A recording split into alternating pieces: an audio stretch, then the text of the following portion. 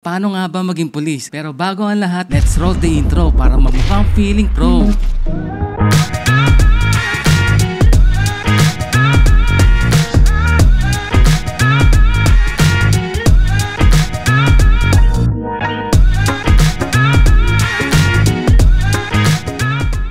Salamat po sa pagbabalik nyo dito sa channel ko o sa Facebook page ko. At meron na rin akong TikTok account. At yun, bumalik ka. Meron kasi tayong segment. No? Kala mo seryoso. Meron kasi akong tinatawag na Police the Academia. Ano nga ba to? Tungkol sa kapulisan. Kung ano yung work ko, kung ano yung trabaho namin mga pulis. At meron din kaalaman na para sa inyo, mga sibilyan, para malaman nyo kung ano yung mga karapatan ninyo at malaman nyo ang mga bylaws natin. Di naman ako nagmamarunong.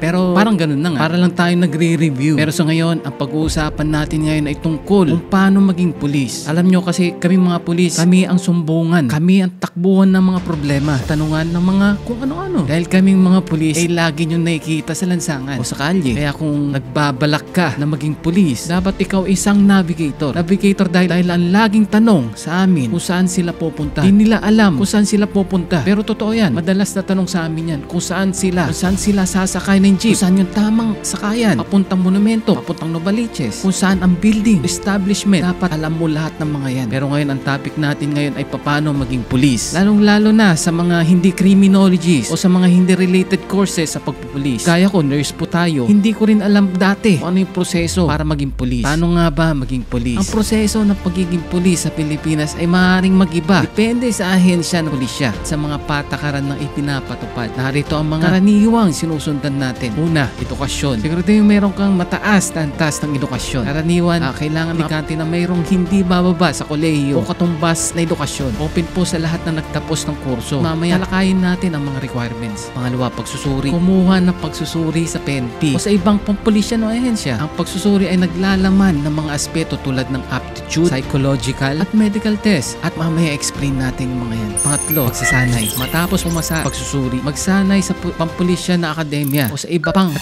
pampulisyan na pagsasanayang pasilidad. Ito ay isang hakbang proseso na naglalaman na pagsasanay sa aspeto ng tulad ng batas, kasanayan sa pampulisya at iba pang aspeto ng serbisyo. Pang-apat, pag-appoint. Matapos makompleto ang pagsasanay, ang aplikante ay maaari na pong ma-appoint bilang isang pulis. Ito ay yugto kung saan magsisimula na siyang magtrabaho at maglingkod sa publiko. Panglima, pagsusuri ng background. Isang mahalagang bahagi ng proseso ang pagsusuri ng background ng aplikante. Ito ay naglalaman ng pagsusuri ng kanyang kasanayan, pagsusuri sa kanyang kasaysayan, criminal na record, di ba pang aspeto ng Pilipino at ibang aspeto personal na buhay. Malinis na background ay critical upang maging isang residadong membro ng pulisya. Pang-anim, oath of office. Matapos sa pagsasanay at iba pang hakbang, ang aplikante ay kailangan maglagda ng oath of office bilang formal na pagtanggap sa kanyang tungkulin bilang isang pulis. Ito ay nagpapakita ng kanyang dedikasyon sa paglingkod sa bayan at pagsunod sa batas. Pang-pito, specialization o karagdagang pagsasanay. Maaaring kinakailangan karagdagang pagsasanay depende sa specialization mo. Pero sa nais ng pulis o ang pangangailangan ng ahensya, ito ay maaaring maglaman ng pagsasanay ng krimen, anti-illegal drugs, operation, hostage rescue, diba pa? Pangwalo, regular na pagsasanay at pagpapatuloy ng edukasyon. Ang pagiging pulis ay isang patuloy na proseso ng pag-aaral at pagpapabuti. Kaming mga pulis ay kinakailangan sumailalim sa regular na pagsasanay at magpatuloy sa aming edukasyon upang mapanatili ang aming kausayan sa pagganap ng aming trabaho.